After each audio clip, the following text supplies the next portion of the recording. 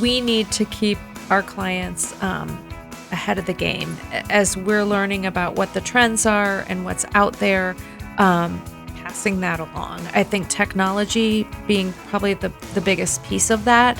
I can't really think of too many jobs that you don't have to have some bit of technical aptitude to be successful doing it.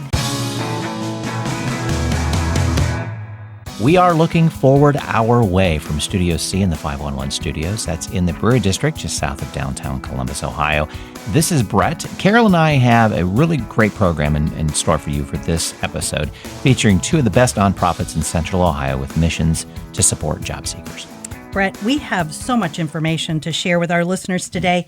Job searching is such a complicated effort, and it is nearly a full-time job, even in this market. Let's welcome our two guests for today. Jamie Phillips is an employment consultant for New Directions Career Center, and Malka Bendor is a career consultant and workshop facilitator for Jewish Family Services. Both are located in Columbus. Thank you both for coming to see us today. Thanks for having us. Hello. It's great to be here. Thank you. Thanks, Jamie. And Jamie's coming back. She's podcasted with us in the past, so we're glad to have her back. Yes. And before we get into programs and services, let's ask each of you about your own stories, your backgrounds, experiences, and what brought you into the employment arena. Jamie, why don't you start? Sure. So I actually started many moons ago. I won't give you the date, but right out of college, started recruiting for a national search firm called Management Recruiters. I was there for about 15 years. I took a break when I had a young child at home and a husband crisscrossing the country, but quickly realized I needed to stay in the field in some capacity, and I knew about New Directions, so I actually volunteered with them for almost 9 years. My role opened up about 7 years ago, and fortunately, it was just a really good time and a really good fit to become a permanent employee with them. So that's kind of my history with there. I still get to help match people to great employment opportunities, but this just takes it to a whole new level, being able to join our clients on their journey, which it truly is, and helping watch them from the minute they walk through the door to securing that opportunity. Wonderful. So super rewarding. Malka. So I've been with Jewish Family Services for about 11 years. In different capacities, and I've actually worked with different generations. I started my journey in a grant-based remote position working with college juniors and seniors at OSU, preparing them for job search and focusing on helping them land jobs in Columbus so they would stick around. That was the goal. And then my next project at our office was helping post-college young professionals who had spent time abroad and they needed to come back and find jobs in the U.S., so we help them from abroad find jobs here. Currently, I work with dislocated professionals as a career consultant and workshop facilitator. But prior to my life at JFS, and by the way, I got this job because I reached out to Jewish Family Services 11 years ago. I worked as a print broker, an account executive for a company called the Printing Network. We were a female-owned business. And I got to manage different size print production projects. It was an amazing job where I learned really the business landscape of Columbus and fell in love with paper, ink, and an industry which brings brands to life. So my business background has really helped me in bringing different perspectives to job seekers. Wonderful.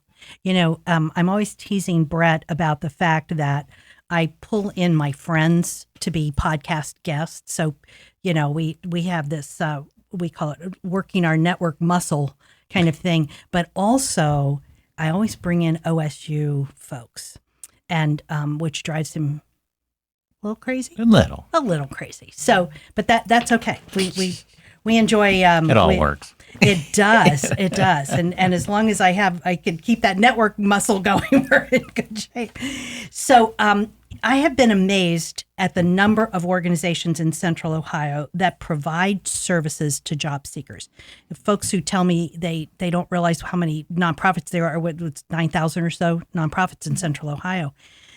But in that nonprofit realm, I so appreciated the support of organizations like New Directions and Jewish Family Services that were there to help my clients as well as just talking through what we were doing. So our goal today is really to help listeners understand the value of nonprofits in supporting their job search and how to find these resources. So first, let's go ahead and give the audience an overview of your organizations. Malka, tell us about Jewish Family Services. I will. And I wanted to thank you again for having me here, but also truly, this is such an amazing community of nonprofits, and the partnerships are incredible. So I feel that we're very, very lucky and fortunate. So Jewish Family Services, it's an agency dedicated to workforce development and assisting clients in reaching economic self-sufficiency. And we provide career coaching and connections to employer partners, networking, community support groups. And we really have various levels of job seekers. We've got people from entry level to C-suite. Also, what we also provide is support for refugees, new Americans, seniors, and we take care of the Holocaust survivors that still live in Columbus, Ohio. There's about 200 Holocaust survivors. And of course, the goal is for them to live their lives in dignity. And there's a whole team at Jewish Family Services dedicated to giving them that life. I can say about our staff that it's diverse and multilingual. I think last time I checked, it's about 13 different languages that are spoken there. Very experienced. And there are like really great benefits to working with a nonprofit, which include like resources and partners at our fingertips, right? And a wraparound approach, and of course the low or no cost advantage. Right. And two, for our listeners, Jewish Family Services is open for anyone in terms of the job search. Anybody, exactly. Sometimes people get a little thrown off with our name, Jewish Family Services, but we serve everybody in the community. And that is true in a lot of the nonprofits. Jamie, tell us a little bit about yours. Yeah, so New Directions is starting our 43rd year here in Columbus. We are local, just to Central Ohio. Our mission is to uplift and empower women to achieve and maintain self-sufficiency. And our vision is to be the spark that encourages and motivates every woman to live to her full potential. We specialize in helping primarily women, but we do serve all adults, 18 and over, figure out based on their strengths, their skills, their family situations, what is the long-term career path for them. Right. We do have licensed career counselors on staff to help them figure out three main questions. Who am I? What do I want to do? And how am I going to get there? So we serve, again, adults 18 and over. We have a wide range of individuals. We've served people from 18 to 80 and everything in between, education-wise, no GED to PhD.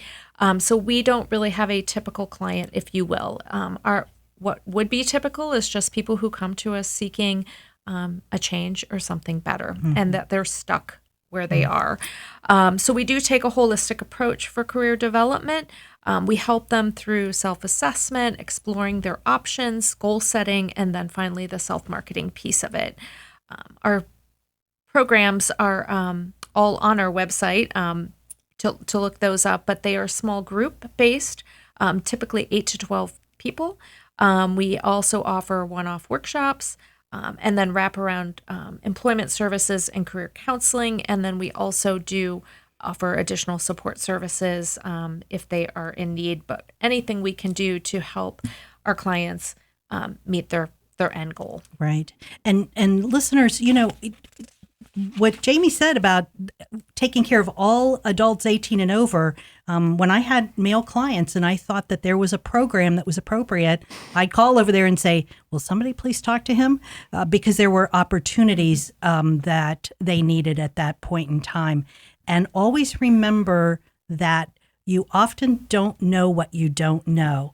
And the advantage that you're going to hear about today is the fact that these professionals can help you see all those bits and pieces you need to see in terms of your career search. Yeah, well, although the pandemic brought challenges, it also brought a lot of new and actually great opportunities. What has changed for your respective organizations, and how has it made your agency stronger, specifically like program services and technology? Jamie, can you kick us off? Sure. So, like everyone, we kind of got the rug pulled out from under us and took a minute to say, what the heck are we going to do?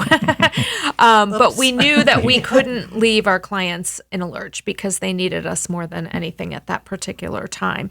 So we quickly pivoted to a virtual platform, as most people did. We redesigned our programs to fit this new reality. And so even to this day, flexibility and adaptability are the name of the game, right? What happened yesterday or what worked yesterday probably wasn't going to work tomorrow. So we've learned that about our clients and about ourselves. But we really are about the exploration piece. So the pandemic threw everyone into a tailspin. I don't think anyone was not affected in some capacity. Women, in most cases, needed to do something different. They were not only faced with employment or lack thereof, but childcare, because obviously all the kiddos were home, and how were they going to juggle that? So the demands shifted in how we delivered our programs. We wanted to make it as easy as we could. So the benefit was that people didn't have to worry about childcare and getting to our location because they could do it from home. So we designed all of our programming that was virtual that could be done on everything from a phone to a laptop, because again, technology is typically a barrier that prevents a lot of our clients from getting to the end goal. But if we knew everybody had a phone, and if they could at least participate on that, that was one step in the right direction. One of the things we used to tell clients before COVID is if you don't have an internet access, you don't have a computer, you can go to the library. The libraries were closed. That's right. Yep, that's right. So fortunately, we had a whole room of laptops that we used to use for our computer lab, and we were able to loan those out. We were able to loan out hotspots, which we purchased just to make it as doable as we could. But we started with just one-off virtual workshops, everything from self-care and assessments to resume writing and interviewing. So we needed to do something to keep our message out there and to help these people. And then we refitted our traditional 10-day program and our E3 program into a virtual world. And so fast forward to 2 years, 2.5 years, we did our first hybrid programming in May and June, where we offered 3 of those classes were in person. We were in the process of moving, and so we used one of the library branches for our in-person class. It worked great. The ladies were excited to see each other in the flesh. We still had a few who couldn't physically get there, and we were able to Zoom them in, and they didn't miss a beat. So it was, our mission was accomplished. The big fear was that, we'd prided ourselves on people feeling together and as a team, and that there were other people who were going through the same thing. And how would we accomplish that virtually? And we have been able to. And I would say that's one of our biggest victories, that we hear from our participants, that I felt a sense of community, even though, they were on a computer screen. And so we've been grateful for that. Moving forward, we're always going to keep the hybrid as an option, because we know that there are still going to be those who aren't going to be able to physically get to us regularly. Great. Yeah. Well, I'm excited listening to you. So, yeah, I wanted to highlight also that what we were able to do quite seamlessly was to move into Zoom, and that we were able to continue what we had in-house at Jewish Family Services was a community that we had built there of job seekers coming together, and we moved it to Zoom. And it's very interesting because we said, oh my goodness, how are we going to build that atmosphere? Are we going to build the connection, the love, the relationships? And so what we did was really we invited people to join Zoom sessions. We call it a family. We call it a job search community. And people were jumping on, as they do still today, twice a week. And while we were teaching all the new trends in job search and really giving them all the job search strategy and bringing in speakers for our meetups, what we were seeing, what was evolving, there were these unbelievable friendships and people who were connecting and people that were building these fabulous relationships. And off Zoom, they were doing their own Zooms or phone calls. good. I mean, we literally have still a group of women who formed a book club. And these women are amazing women. They were just texting me before I came. And they said that they held each other up. Mm-hmm. They were able to hold each other up. So we're really proud of the job search community and that, we were able to tackle a lot of topics on it, which they were so worried about and scared that we were able to talk about it. But I think mainly it was just being together. It was a safe place, It's a safe place. Plus, I must share with you that we do dance on Zoom, and that's a little bit unique to us. I want to see that. Yeah, because I really believe that people have to let it out a little bit, and you're sitting like this and such, so tensely in front of that screen. So we do we always have a dance song, whether I choose it or the job seekers choose it, and we boogie before we get started. And the smiles are amazing. I want to suggest it to you. And so you tell Celeste I want to see her. I will. It is so much fun and really, truly inspirational, I must say. Also, just on top of that real quick is that what we were able to gain from this job search community was that people in our room, the professionals in our room, they had come from lots of different positions, and they were able to become speakers, presenters, and SMEs. They were subject matter experts. So many times, instead of bringing an outside speaker to Zoom, we would ask our job seekers to be the speakers and presenters. And it was incredible because they were bringing all this experience. So I just want to tell you that, to me, it still warms my heart. It still exists, of course, but that really turned out to be an incredible opportunity to bring people together. One of the things that I noticed whenever I was doing Zoom and in meetings, often when you did a workshop, somebody sat in the back and said nothing. But I think that even though we weren't in the same room, because you could see your picture up on the screen with everybody else's picture, it sort of brought everybody out, and they were able and felt comfortable participating, which they may not have, which is not what I would have expected. Yeah. Okay. Getting off of video, getting on and showing yourself. It took time, but it happened. Right. And I think it kind of leveled the playing field because everybody had dogs and kids and someone ringing the doorbell. And I don't care what level of, career you were at, everybody was kind of in the same, both forgetting to turn the mute on or their camera on or, getting the picture off. And so the I guy that was feel the like cat. it was a leveler for a lot of people. Yeah. Like, everybody faced the same challenges with Zoom. Nobody was an expert when we started this. Absolutely. And they got a lot of new buddies and a lot of friends on LinkedIn. Yeah. Which was also so important. They would have never met each other. But all of a sudden, everybody was linking, and it didn't matter what background you had or what was your previous position. So that technology actually was a boost to networking as opposed to a dampening. Good, very good. Well, needless to say, our job seekers have endured incredible challenges, as we just said.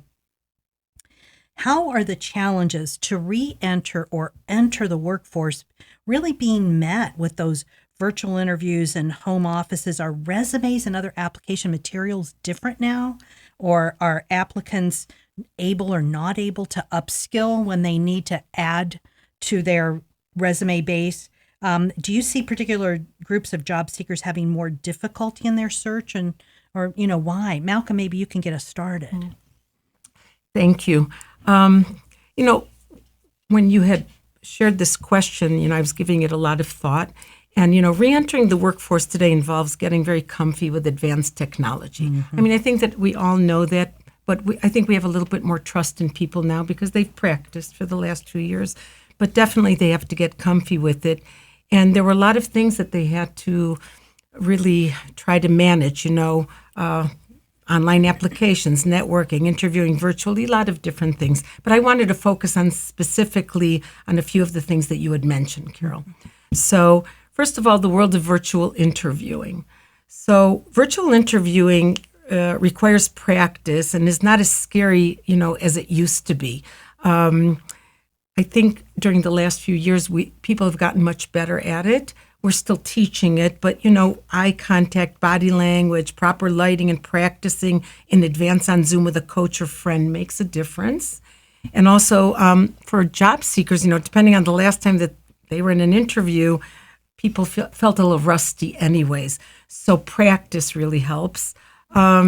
I think a lot of people were thrown off by the non-traditional questions that are being asked. I know that we had several sessions on interviewing, and even one of the ones that we did about a month ago was just how do you handle cultural interviews?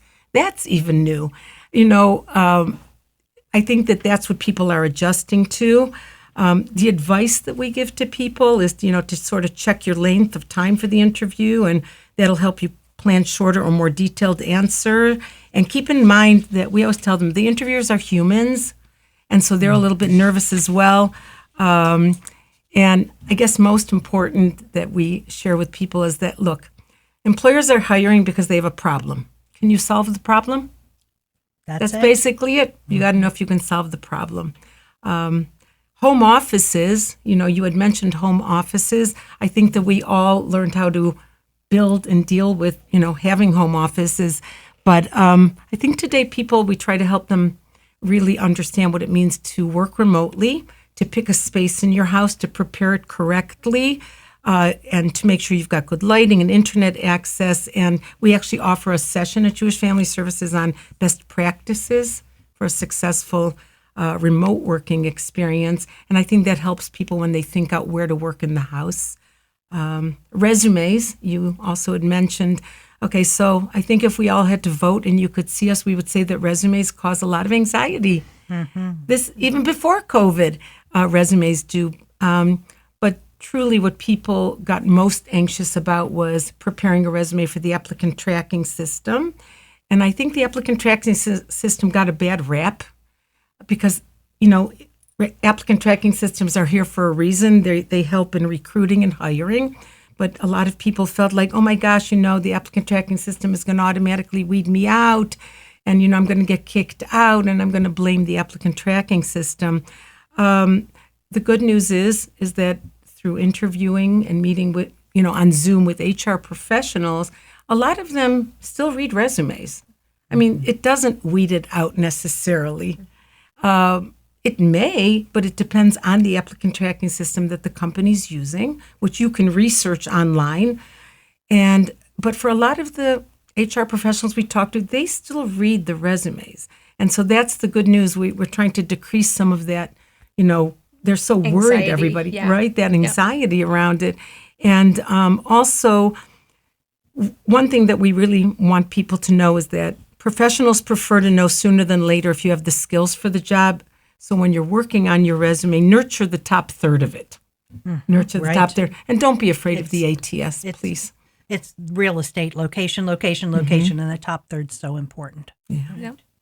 Do you think that with the applicant tracking systems, is it different when you're looking at large organizations? I mean, really, really large organizations as opposed to small, medium-sized companies. I think HR does a lot more at that level than when they got literally thousands and thousands of applications coming in. Yes. Yeah, absolutely. Small and medium-sized companies may not invest in an applicant tracking system. True. The large organizations have made it a must, and they have to, but it's so much more than the resume because they want to be able to go through the whole candidate experience. They want to use it for different purposes.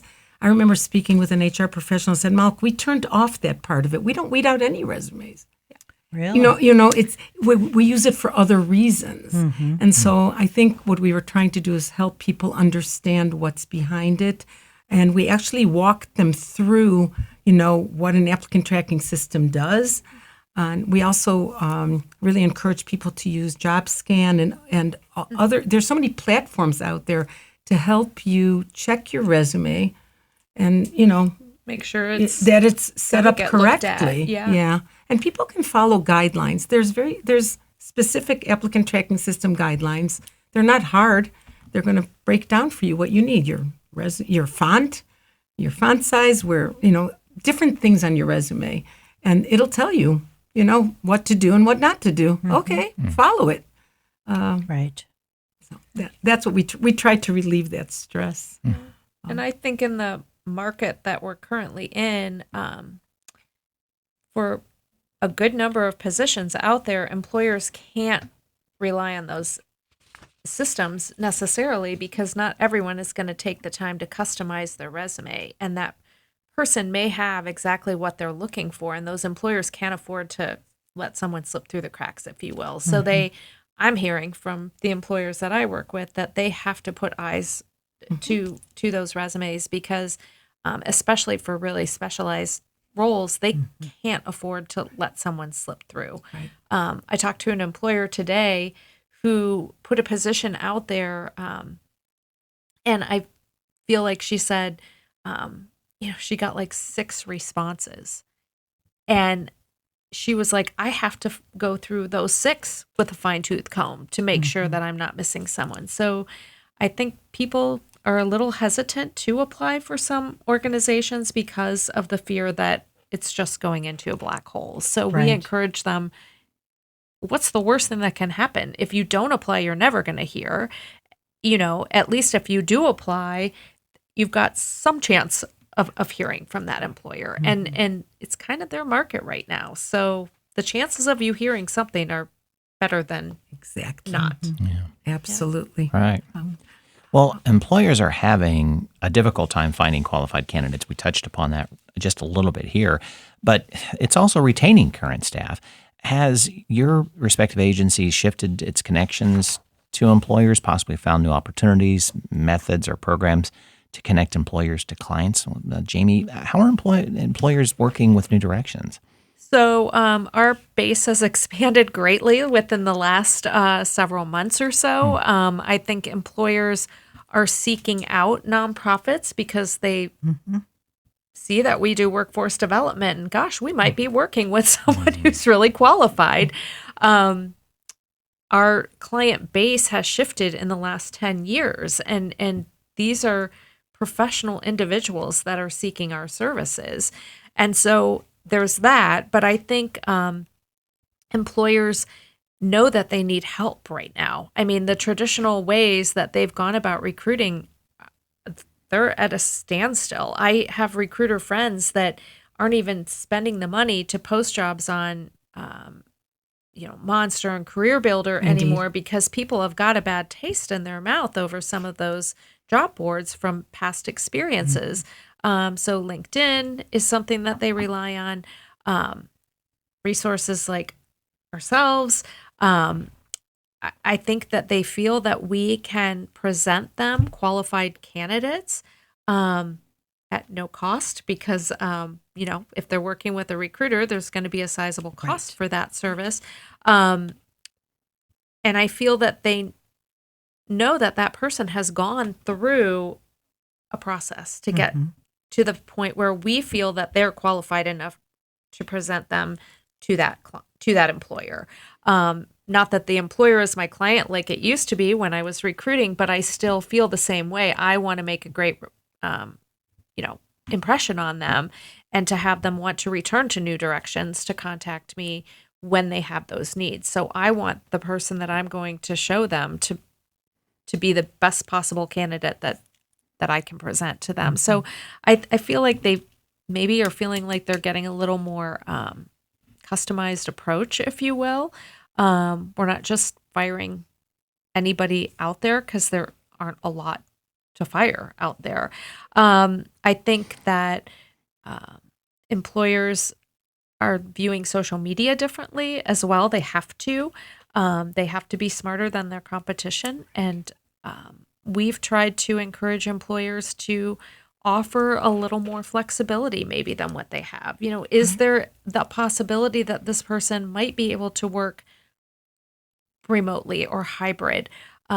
Here's what's holding them back from being able to really accept this great job with you because they don't have the childcare that they need, or the bus route, is not the easiest. They have to take 3 buses to get to you. So I think employers are a little more open to listening. And if they really like someone, how can we make this work? Versus we're going to move on to someone else because there may not be someone else to move on to. Absolutely. When you mentioned an employer had 6 candidates, a friend of mine had 6 positions open and had a total of 2 candidates.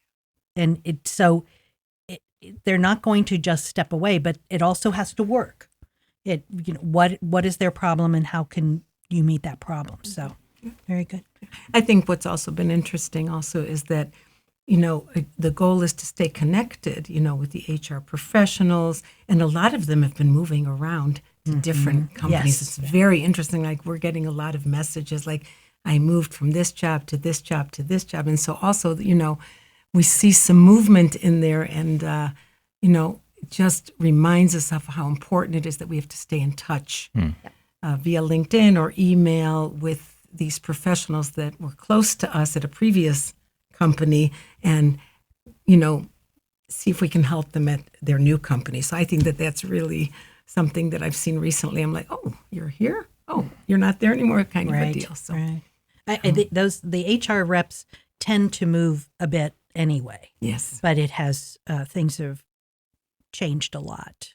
And I'm guessing, too, they're a bit burned out because it's been so tough over the last couple of years. Are there other kinds of things that you've seen employers doing to attract clients that you think are really good ideas? It's more benefits and flexibility of schedule, that sort of thing. But is there anything else going on out there that would be a good message to our employers? Sign-on bonuses for roles that I don't think you would have ever gotten a sign-on bonus for in the past.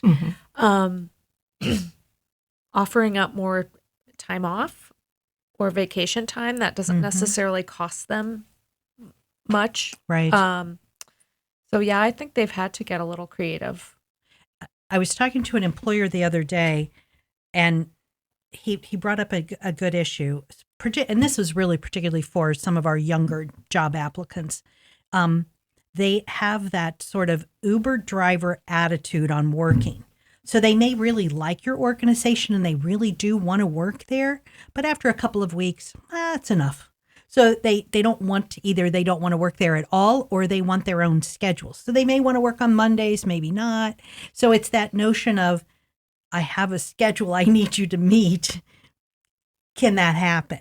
And that's a difficulty that he's been having.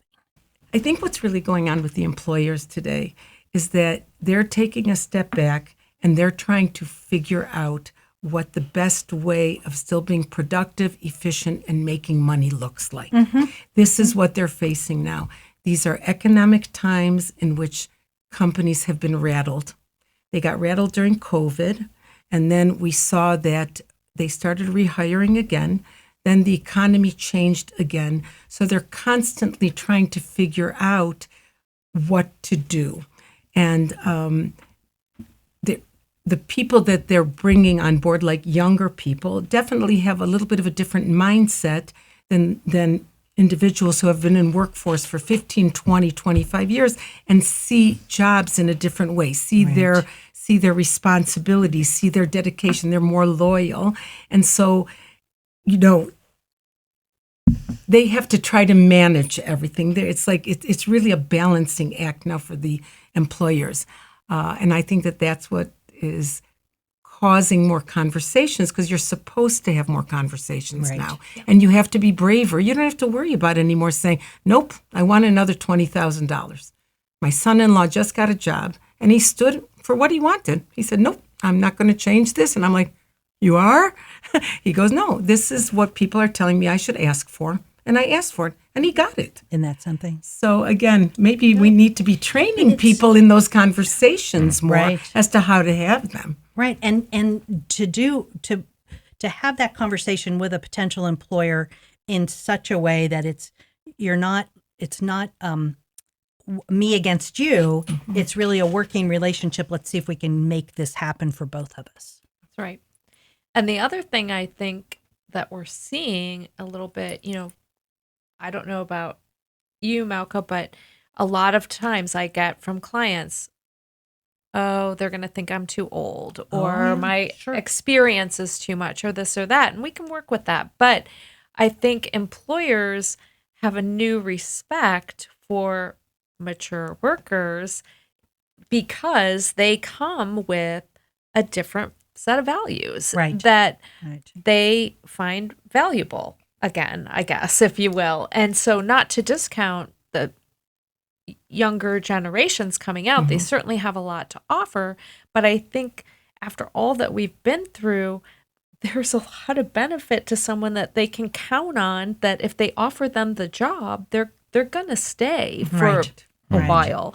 And it's just a different value set and thought process, I think. But I think it's helping people who had previously been worried about that as being a stumbling block for them, Right. right?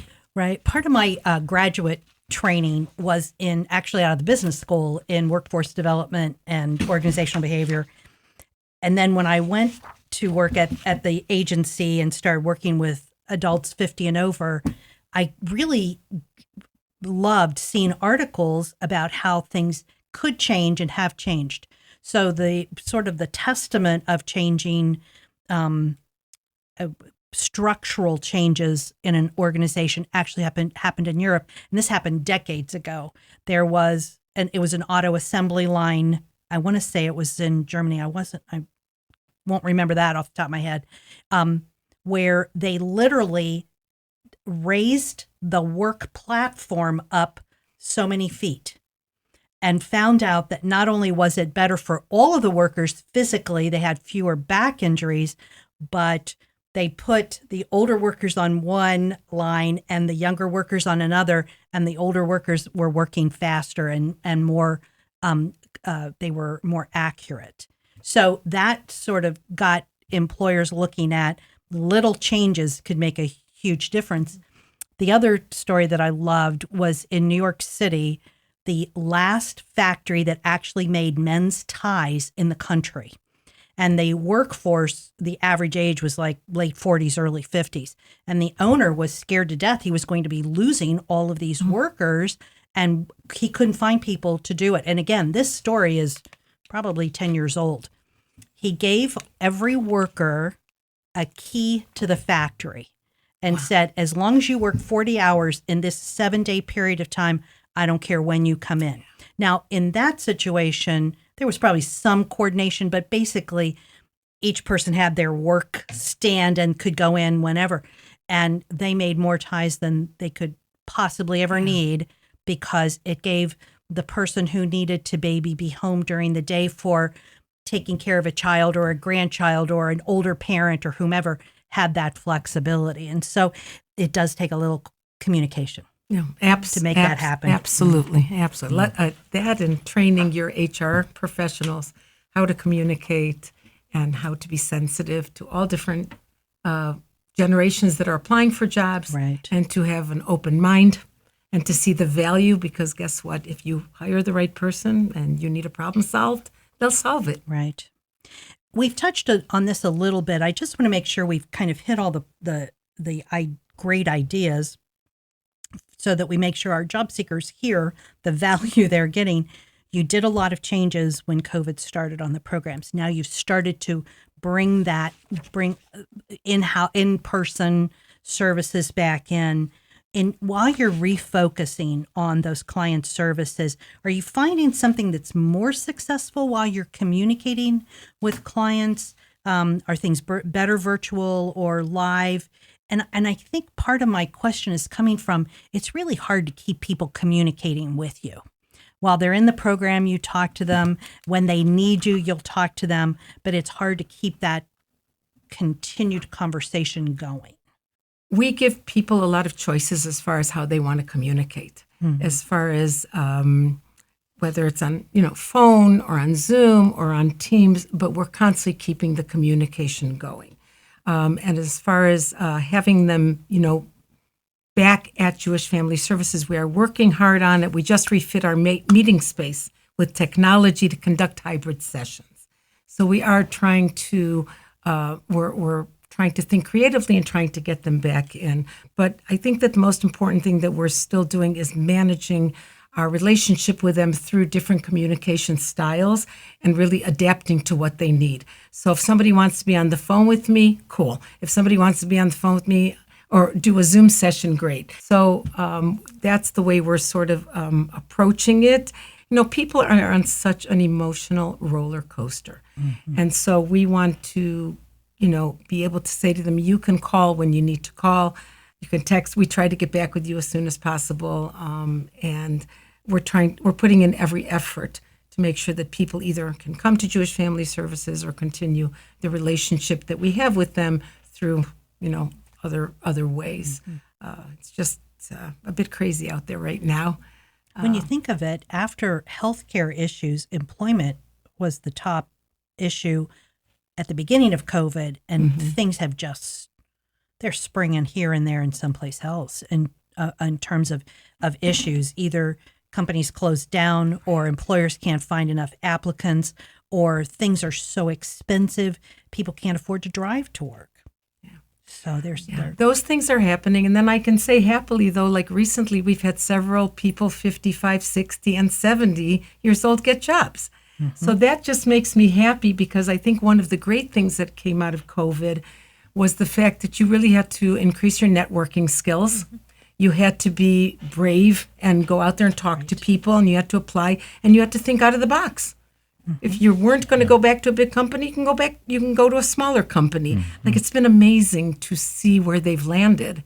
So that gave me a lot of hope yesterday. I got a good email. Yay, you got the job, And and he's 70. There you go.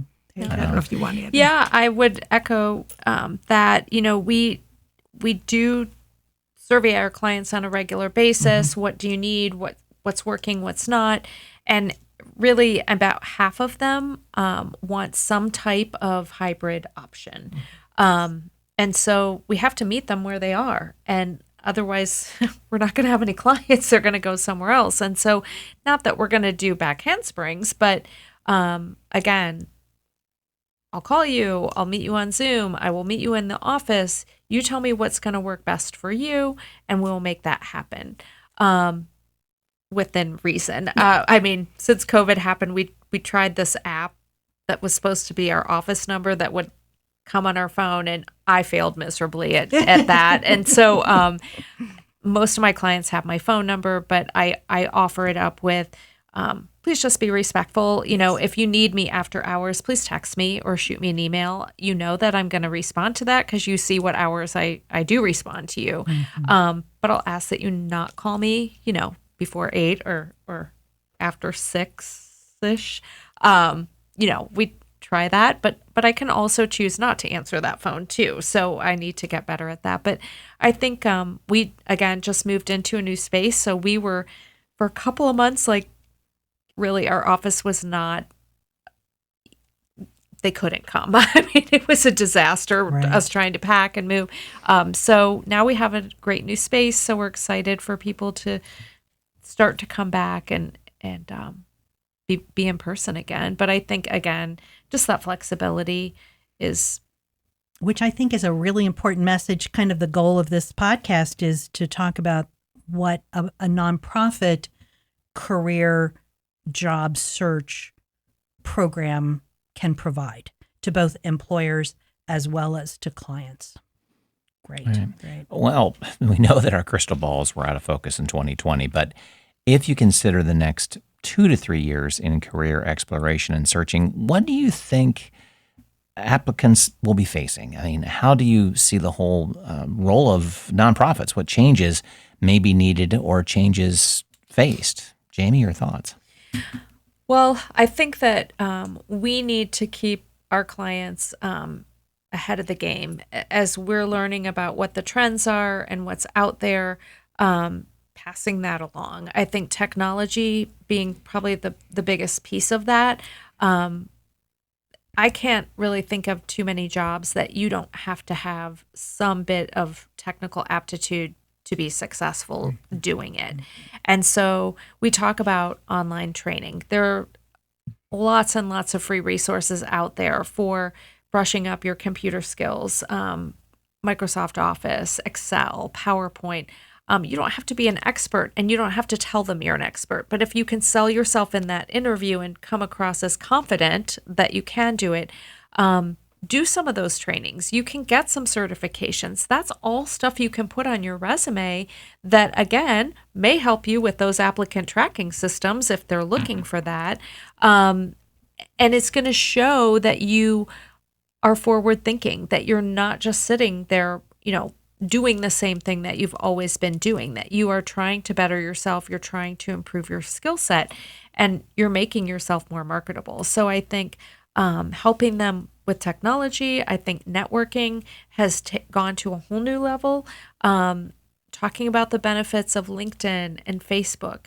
Facebook is not just, to share your weekend pictures anymore. I know a lot of people, especially the younger generations, who that's how they network, both professionally and personally. And you got to hit these areas as best you can, especially if you know that your employer is of a certain generation. Show them that you know how to navigate these platforms. So I think that's big.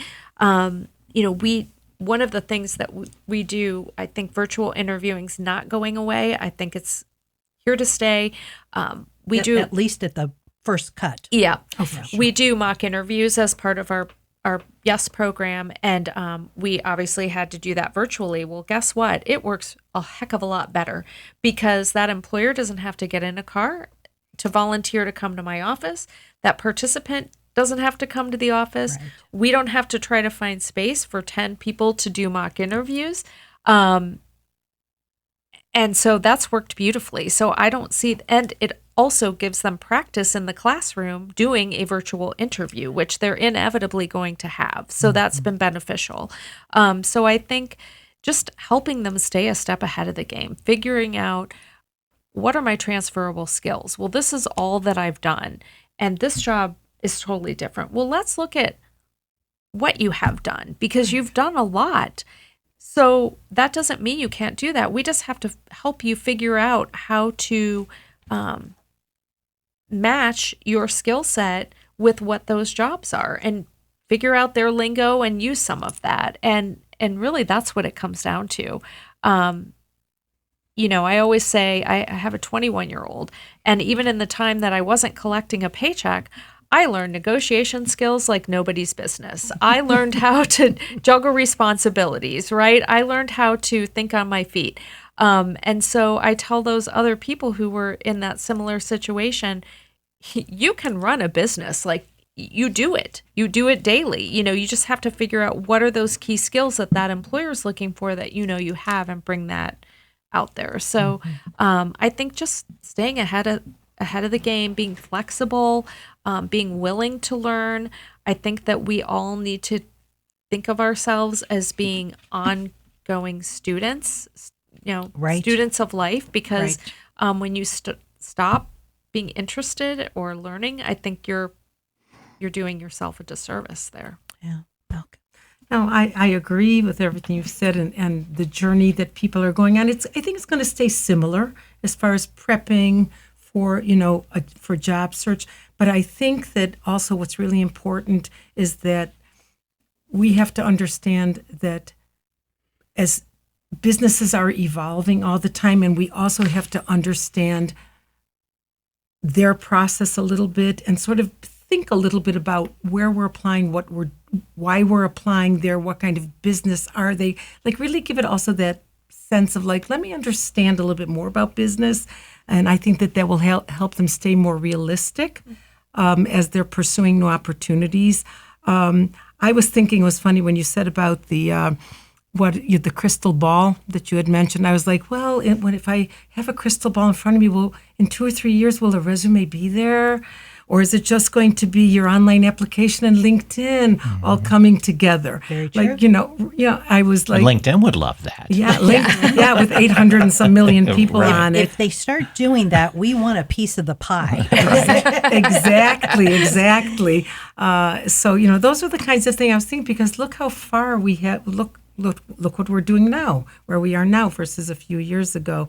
And also, I think that in the world of upskilling and reskilling, it's going to be the norm. Right. You have to upskill and reskill. You really just don't have a choice. And that if it's not on your resume, or if you're not thinking or talking about it, more than likely when they look at your resume or they start interviewing you, you might move to that other pile because it's so critical today. They want you to be able to come in and swim. Right.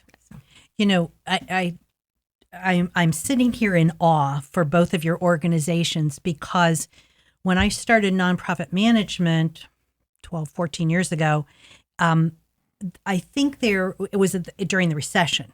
And I think people had forgotten the value that nonprofits had and what you could provide both employers and job seekers. When you think about this last 14, 15 years of all the work that we have been doing in that nonprofit realm, nonprofits demonstrate at the top of your game how to make change, how to change yourself, how to rebrand yourself, how to upskill, reskill yourself as an organization to make sure you can still meet your mission. And so as organizations have caught on, and I do believe businesses are a little bit, they are much more reactive than proactive, unfortunately, but you can use your organization as an example to job seekers. We had to be lifelong learners. We had to, we couldn't do Zoom with you until we learned Zoom. We could not figure out how to deal with resumes with applicant tracking systems that are constantly changing. So, I'm in awe of both of you and your organizations for all that you have done. So to kind of pull that back together to my list of questions here, we always ask our guests for your last words of wisdom. And we have gotten surprised at that many times when we've talked to our guests, because after all the long conversation we have, then they have this last pearl that they drop on us, and that is incredible. And I know both of you are going to have pearls. Malka, get us started. Tell our audience, what do you want to make sure they have heard today? Any other last words? Thank you. So what I would share, just a few words of wisdom, and I asked a few other of my colleagues, believe it or not, to throw in a little bit of their thoughts about it too. So, I would share, and a little bit of advice would be like, don't spend time reliving your past successes. Spend time identifying those successes that can help an employer's needs today. So I thought that was some pretty good advice to give. To stay intellectually curious, feed your mind, stay physically active, and try to surround yourself with people who are supportive. Use resources that are available to you. We're all on an emotional roller coaster that a little bit havoc in there, but there are a lot of resources out there, and take advantage of it. Mm-hmm. And I would say personally also, I think people have to be patient. I think that we really, we want answers quickly. We don't want to be ghosted. We want them to reply right away. Right. Why aren't they calling us? Why aren't they telling us, okay, I got rejected, but why? And I think that we all have to try to be a little bit more patient. There's reasons behind that, but patience pays off. Don't ever cut off any connections after you've gone through an interview process, because you know what? You're not in a Rolodex anymore. You're in an applicant tracking system, and they keep track of you. Exactly. They might call you back. Exactly. Those are my thoughts. Wonderful. Yeah. Thank you. Jamie? So I would say, to everyone, you are worthy. You have amazing strengths and skills to bring, and values, talents to bring to the table. If you need help finding, what works, we are here to help you tell your story.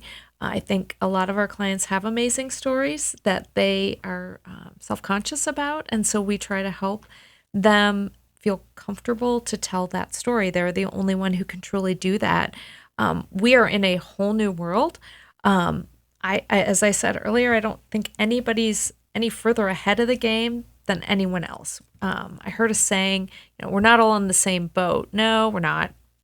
I might have a raft, you might have a bigger boat, but we are all in the same storm. Mm-hmm. And so I think we need to be supportive of one another. We are here to support. There are more resources than ever before in Central Ohio. And gosh, I knew we had a lot of great partners in our community before COVID, but I'm overwhelmed with the amount of support that has come from Right. this. And so I truly believe that so much good has come of this last couple of years, despite, a lot of challenges that everybody has faced. So hang in there, stay strong, be tight, and know that you do not have to face this alone. You have a lot of great support. And for our listeners, I was just working on a recent research project, and I actually identified 50 agencies in our Central Ohio region, which is 11 counties, that provide career services. So there is help out there. And as a listener, if you're not in Central Ohio, we will make sure you have some tips on how to look for assistance in your own community. But I'm hoping that you have that this has wet your whistle and kind of gotten you interested in utilizing. If you're job searching, utilize the resources that are available. All right. Well, many thanks to Jamie Phillips from New Directions Career Center and Malcolm Bendor from Jewish Family Services for joining us today. Listeners, thank you for joining us, and do not forget to check out our show notes for contact information and resources, as Carol just mentioned. It's going to be on our website and the podcast episode. The website is lookingforwardourway.com. We're looking forward to hearing your feedback on this and any other podcast episodes.